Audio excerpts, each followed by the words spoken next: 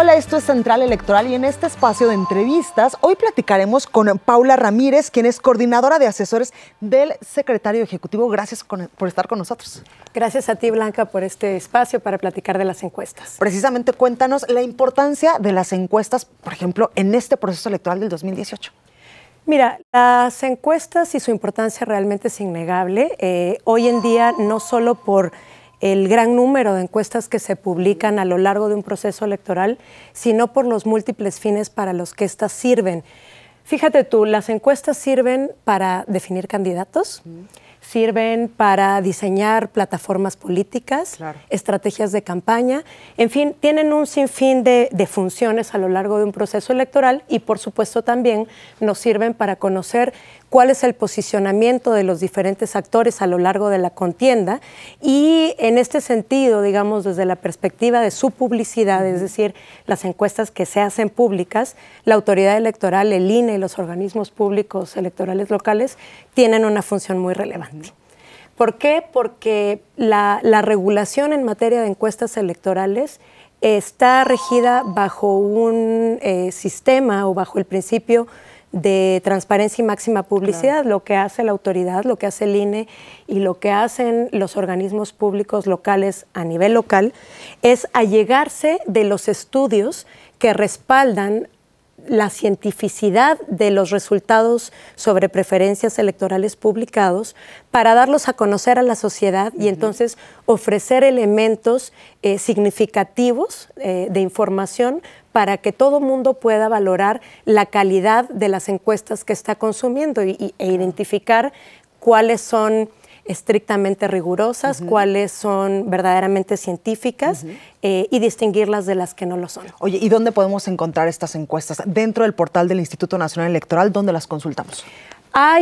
Tenemos un sitio oficial de encuestas, así le llamamos, que está dentro de la página de internet del INE, es ir a Voto y Elecciones, que es un apartado en el menú del instituto, y ahí tenemos encuestas electorales. La realidad es que justo como el principio en que se basa la regulación es la transparencia, nuestra función principal es publicar toda la información que resulta de la regulación de las encuestas. De manera que tenemos publicadas, por supuesto, los resultados de las encuestas, pero también todos los estudios que respaldan sus resultados, toda la metodología, es un conjunto de criterios científicos, le llamamos nosotros, que de alguna manera acreditan que los resultados publicados tienen un respaldo metodológico científico. Oye, ¿y por qué regular las encuestas? Muy buena pregunta. La motivación que está detrás de la regulación de las encuestas, que además data de 1993 realmente, y que la verdad es que ha sido centralmente la misma a lo largo de todos estos años. Por supuesto, se ha perfeccionado, se ha ido haciendo un poco más rigurosa, más sofisticada, vamos a decir, derivado también de las múltiples reformas electorales que ha habido a lo largo de estos años. Y la motivación central justo tiene que ver con la importancia que tienen en la discusión pública, en la narrativa del proceso electoral.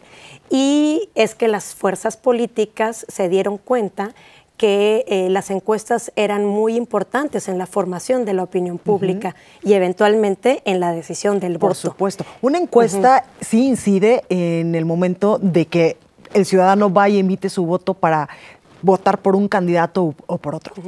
Mira, yo no conozco ningún estudio concluyente que pueda señalar que hay, digamos, una manipulación de la voluntad ciudadana expresada en las urnas a través de las encuestas.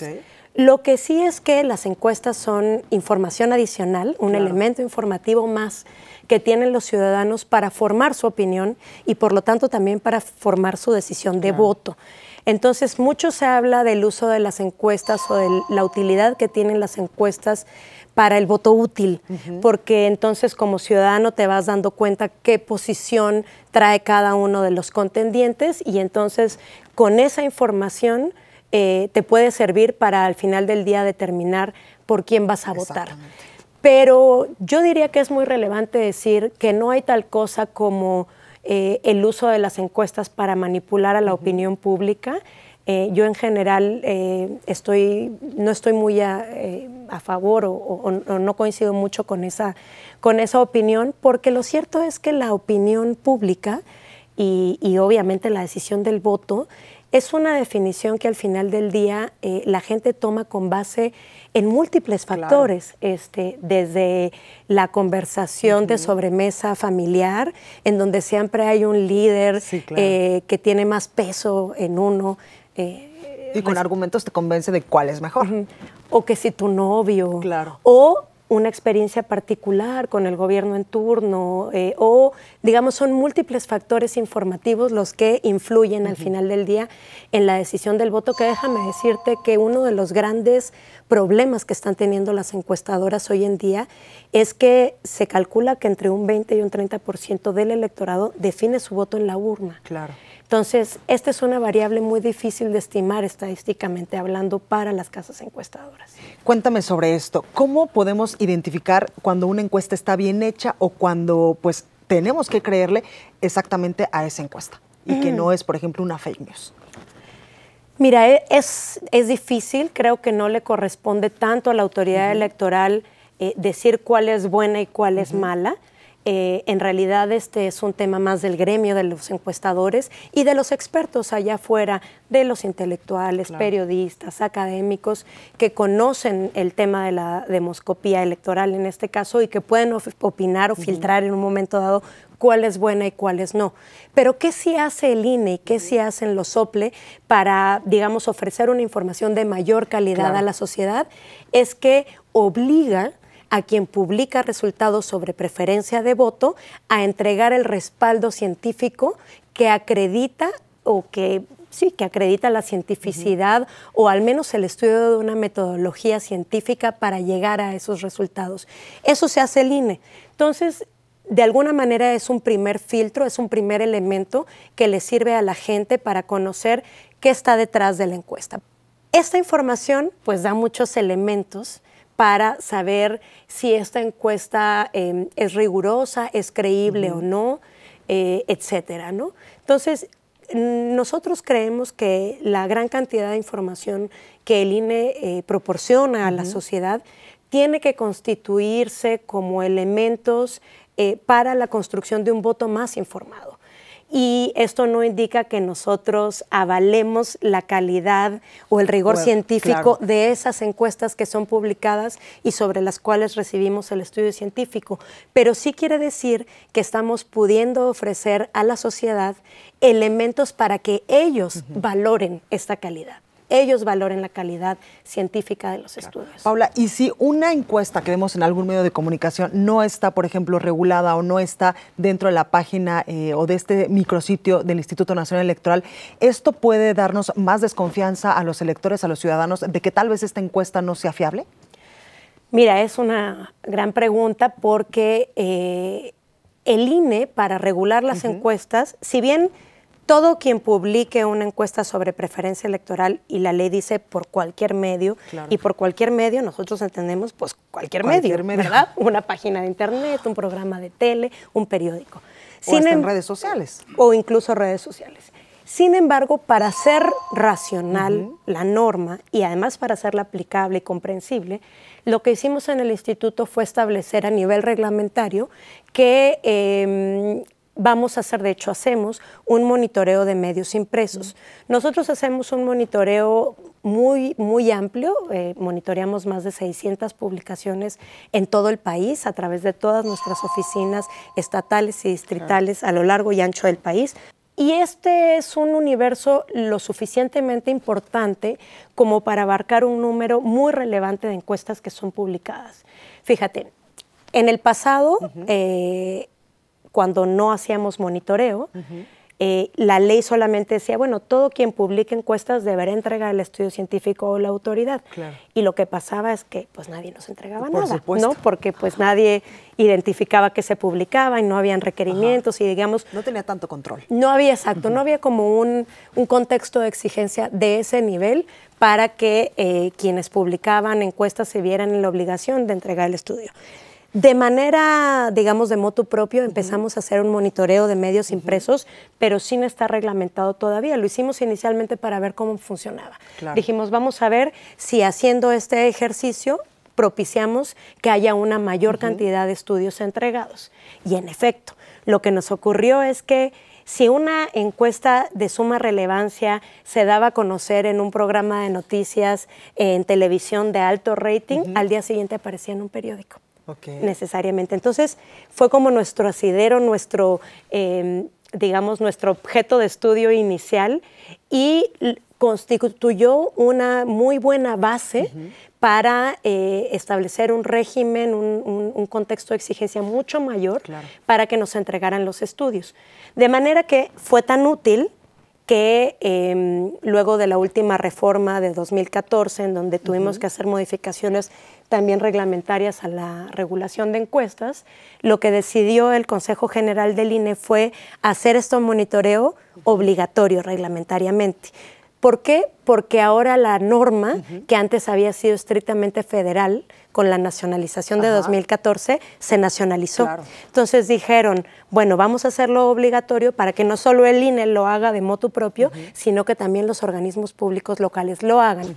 Sin embargo, hay que decir que, dado que la obligación es para todo quien publique, si el día de mañana se presenta una queja ante el instituto por una encuesta publicada en un medio que el instituto no monitoreó y no detectó y por lo tanto no tiene el respaldo científico porque no lo requirió, entonces el INE va a proceder con esa queja y va a proceder en los términos de la ley. Justo te iba a preguntar, ¿hay sanciones, hay multas para todas estas casas encuestadoras o para todas aquellas personas que hagan una encuesta y no la registren o no estén bajo esta regulación del INE? Sí. Hay que decir que no hay que registrar nada. Digamos, la regulación se detona con la publicación, que es una cosa importante porque antes, y además cuando las reglas no se habían nacionalizado, en algunas entidades había que pedir permiso, registrarse con tanto tiempo de anticipación. Ahora no, porque lo único que nos interesa es lo que se publica, porque es lo que al final del día tiene impacto en la opinión pública. Lo que ocurre es que cuando nosotros identificamos una encuesta publicada, de la cual no tenemos un estudio, porque también hay que decir que ya hoy en día ya la norma se ha normalizado, valga la redundancia, en el gremio y muchas casas encuestadoras e incluso medios de comunicación nos entregan de motu propio los estudios, no tiene que mediar un requerimiento ni nada. Pero cuando es así y cuando hacemos requerimientos, nuestro reglamento nos indica que podemos realizar hasta 3 requerimientos. Si al tercer requerimiento no hemos recibido respuesta alguna o en su defecto hemos recibido una respuesta que no es satisfactoria, y cuando digo que no es satisfactoria es que no cumple con los criterios científicos que establece la propia norma, entonces estamos obligados a instaurar un procedimiento ordinario sancionador. Este procedimiento ordinario sancionador está fundamentado en el artículo 447, qué horror el tecnicismo, pero bueno, sí hay un fundamento de ley, en donde dice que ante cualquier requerimiento de la autoridad electoral, una omisión o una respuesta insatisfactoria implica la apertura de un procedimiento sancionador. Hay que decir que son los extremos. No es frecuente que instauremos procedimientos sancionadores en materia de regulación de encuestas, porque el propósito del instituto no es ser el policía de las casas encuestadoras, mucho menos de los medios de comunicación. El régimen se basa en la libertad de expresión y justo lo que nosotros queremos hacer es ofrecer mayores elementos informativos para la opinión pública. De ninguna manera restringir la publicación de encuestas, muy por el contrario, yo diría que el INE y en general las autoridades electorales están a favor de que las encuestas se publiquen. Las encuestas son un elemento de la narrativa del proceso electoral súper significativo para la sociedad en su conjunto. Entonces, de ninguna manera estaríamos en la idea de andar persiguiendo a los encuestadores o a lo, oye, tú publicaste. Pero lo cierto es que cuando hay una publicación de resultados sobre preferencias del voto, hay uno y otro requerimiento, o ya no digamos, hay una queja de por medio y no recibimos la información, entonces estamos obligados a instaurar procedimientos sancionadores, cuya implicación son o amonestaciones públicas o multas. E insisto, la imposición de este tipo de multas han sido muy excepcionales y menores. Perfecto. Oye, Paula, ¿cuál es la diferencia entre una encuesta de salida y un conteo rápido, por ejemplo, el día de la elección? Muy buena pregunta. La encuesta de salida es un ejercicio de estimación estadística que se realiza con base en cuestionarios o en entrevistas que se llevan a cabo al pie de la casilla. Y a diferencia de las encuestas preelectorales en donde te preguntan por quién vas a votar, en estas te preguntan por quién votaste. Suelen ser mucho más precisas porque uno ya ejerció el derecho, ya tomó una decisión, no está el factor de los indecisos, bla, bla, bla. Sin embargo, todavía tienen un margen de error porque dependes pues, de que el ciudadano te diga la verdad. Por supuesto. Así es. Y de un montón de otros factores de carácter metodológico que igual y en otro momento los podemos platicar.